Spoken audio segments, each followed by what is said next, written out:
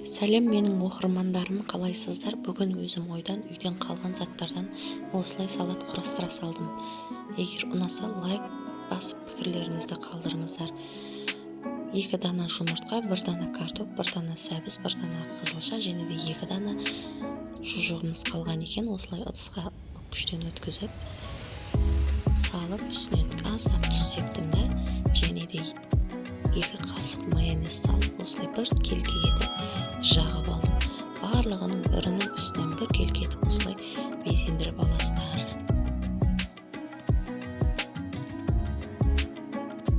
Достар, менің каналыма тіркеліп, пікірлеріңізді қалдырсаңыздар, және де ұнаса лайк басамыз.